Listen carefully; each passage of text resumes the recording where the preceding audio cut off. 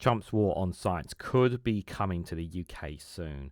We're going to read into this argument piece from Byline Times, you guys. Let's go.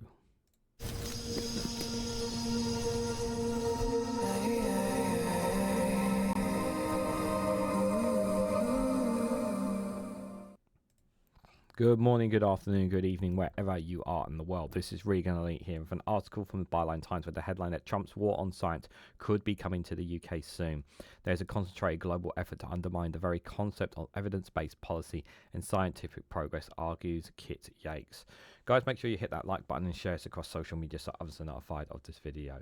This is very significant. More and more, we're seeing a lot of people online. I don't know whether it's just people creating multiple accounts or not, but a lot of climate skepticism, climate denialism, despite the actual evidence and the hard evidence that is out there, the weather reports that we are seeing, the increase in global temperatures. Many people across the globe feel that it's quite evident, self-evidence in and of itself, even if you're not taking it from scientists. I've even experienced it here just a few years ago when we had one of the hottest temperatures for decades and decades and decades here in the UK, and I'll never forget that day. And you see some of the temperatures that are reached in the likes of India, in Australia, the huge amount of wildfires that have been taking place. Oh, but Regan, wildfires are a normal thing that happen in California and whatnot. Yeah, but you never had one as big as you have this year, for example. That's just one of many examples of how problematic the climate is. But I know people will continue to deny it. I know people will continue to argue against it. But the other thing as well here, and this is particular, is about the science, about how important it is to listen to experts when it comes on things. For example, our healthcare. Our healthcare is very, very important. It's very important that we look after ourselves. We have a reasonable, respectable diet. We try and keep ourselves as fit and looking after ourselves as much as we possibly can. And certain medicines and certain vaccines can prolong our lives, save our lives, and make a difference to people around us. And by not taking in the expertise of scientists on these kinds of things, it can lead to potentially you suffering, people around you suffering, and perhaps even death on some of this. And we are seeing in the United States, because there's been a skepticism about anti-vaccination, we've seen that started to come to fruition in some parts of America where people have died from measles, which is something that was completely eradicated in the United States for a long period. And that's come back because of a lot of people on their beliefs of not believing about the positives and the benefits of vaccines coming from scientific experts. And obviously, Donald Trump's persona is that we shouldn't be taking these people in, listening to these people in, that they're not speaking on our interests. And in actual fact, what these scientists and experts in healthcare expertise are telling you is that they're actually saving your life, saving the lives of people around you. And it's only when you lose those loved ones that you realize just how important these things are. It's not about right or wrong here. It's about protecting life when it comes to the science around that healthcare. And so far, at the moment, we have been able to push back on this. The UK population, while there is a very small population in the UK that believe in this stuff, the vast majority do believe in the importance of vaccines, the importance and the understanding of climate. Obviously, not everybody is on board with the climate, with some of the climate organisations in the UK, whether you agree or disagree with their methods as well. But we could head down this road. Indeed, it's entirely possible we could head down this road. To say that Nigel Farage couldn't become our Prime Minister or that Reform UK couldn't assume power, it would be folly to not assume that can't happen in the future, because none of us predicted that Boris Johnson would be Prime Minister, and we only need to see how he ran as Prime Minister to see how bad things got for the UK. And there's no guarantee in 4 years' time that Labour are going to be in power. I don't believe that Reform UK will seize power at the next general election, no matter how bad things get between now and then. But they can get one step closer if Labour and the other political parties don't step up to the plate. And I think that's really, really important to highlight. So the United States is currently witnessing an unprecedented assault on its scientists and scientific institutions, driven by a populist agenda that prioritise ideology over evidence. Now, these orchestrated attacks threaten the foundation of the evidence-based policy making and scientific progress, and funding has been slashed. Climate research censored, and public health is in jeopardy. As I said, we talked about measles, for example, in the United States. So watching the disaster unfold at one step removed, UK scientists must not stand idly by, but instead respond by supporting our US colleagues. We must also recognise the warning signs within our own borders and to act swiftly to safeguard our scientists' institutions from a similar fate. Yeah, this is also very, very important that the safeguards for them are looked after as well. So many US scientists fear that speaking out against the tyranny of our current regime could jeopardise their careers, funding, or even their personal safety. And scientific colleagues from around the globe must come to their aid by speaking out against political interference in science, advocating for their own scientific institutions to defend scientific integrity, and offering research opportunities for those facing suppression. 100%. Science should not be politicised in any way, shape, or form. And for those who claim that, and this is, I also want to point this out here, there are people who have claimed in my comment section that scientists are against, don't believe that there are scientists out there that don't believe in climate change. They are being paid by lobbyists to say that. It's not rocket science to figure that out.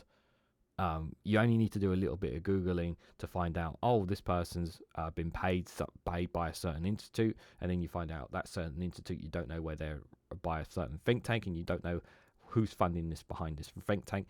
It's really not that hard to do the bit of research when it comes to it. The vast majority of scientists are on the right side of this of that discussion. It's more important than ever for the non-US scientists to engage with policymakers in their own countries to promote evidence-based politics globally, if not for the sake of their US colleagues, then for their own sakes, to safeguard their own future scientific endeavours against the creeping rise of populist right. The UK in particular is not immune to the growing influence of populism in its disdain for scientific expertise. Nigel Farage, Richard Tice and the Reform Party have increasingly positioned themselves as champions of common sense, policies that reject expert censuses on ranging issues from climate change to public health. And, you know, this, we have to remember, Reform UK want to take away our national healthcare service, for example, and they want an insurance-based system. They want you to pay for your own healthcare. Can you imagine that? Can you imagine you being forced to pay for your own healthcare? You have no idea how difficult that is in America for those who are watching in the UK. You have no idea how blessed we are to have such a healthcare system here in England. We really, really do not value it enough. And the likes of Reform want to take that away, and you still want to vote for that party. Really, really need to take a hard look in the mirror when you talk about how great Reform are, when you have a political leader that actually wants to take away your health care. I can't stress that enough. We've already seen the emergence of anti-science rhetoric in public discourse, particularly around climate change policies, vaccines and social policy. Some media outlets have amplified climate change skepticism while politicians have openly questioned net zero commitments, framing them as an enlist agenda rather than a science-backed policy. Yeah, and Richard Tice, obviously, in Reform, our biggest quangos, nutters when it comes to the climate situation. And like I said, there is hundreds of thousands of evidence out there that factually proves about climate change. But even with all the evidence put in front of people, they still refuse to acknowledge it. They don't want to believe the evidence that's put in front of them, and they would rather stick to their ideological beliefs rather than reading and looking at the facts in front of them. And it's a sad state of affairs that people refuse to look at the other side of the spectrum rather than just looking at one side on this very important issue. This trend has also led to attacks on academic freedom. Universities are facing increasing pressure from populist politicians who argue that higher education institutions promote woke ideologies at the expense of free thought. Meanwhile, right-wing media outlets continue to provide a platform for climate skepticism and other forms of misinformation, influencing public opinion and policy making in ways that could be detrimental to the UK's scientific future. The situation is further exacerbated by policies that have directly damaged UK science. The post-Brexit political landscape has seen science budget squeezed and delays in rejoining the EU Horizon programme, which have weakened the UK's influence in global research. And at the time, the current government's reluctance to fully embrace green technologies and sustainable green energy policies suggests a willingness to appease populist sentiment rather than follow scientific recommendations. Yeah, it's becoming a case of, rather than doing the right thing, we're appeasing a small minority of people.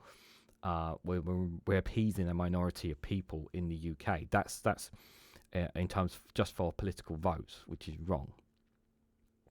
To prevent the erosion of scientific integrity and to protect vital scientific research, the UK must take decisive action to insulate its research institutions and the academic freedoms of its science from the influence of populist anti-science policy.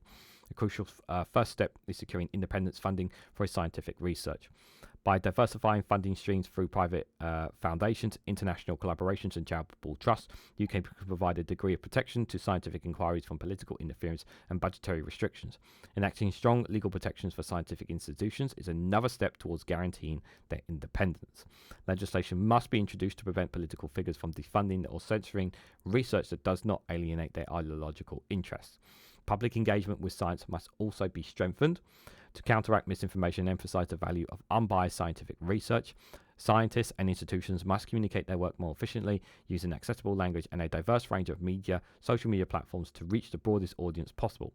By fostering a society that values and understands science, we can build resilience against populist attempts to delegitimize research. And this effort should go hand in hand with renewed emphasis on science education in schools, where curricula must prioritise critical thinking, evidence-based reasoning, and an understanding of scientific methodology. An informed and educated public is far less susceptible to the distortions of populist propaganda. Relentlessly mobilising public support for science and a potentially crucial line of defence, when citizens understand the importance of scientific research and its direct impact on their lives. Whether through medical advancements, technological innovations, or climate resilience, they're more likely to demand that they be protected. Grassroots movements, advocacy campaigns, and alliances between scientists and civil society organisations can create a powerful counterforce against attempts to undermine science and scientific institutions. The UK must also deepen its commitment to international scientific partnerships by collaborating with European and global research institutions, and we can ensure that British science remains part of the wider network, making it more resilient to nationalist and ideological policies. Such partnerships not only strengthen scientific progress, but also provide some degree of security should domestic political shifts threaten funding or policy support for crucial research. I agree with all this wholeheartedly. We need to ensure that it's protected from politics.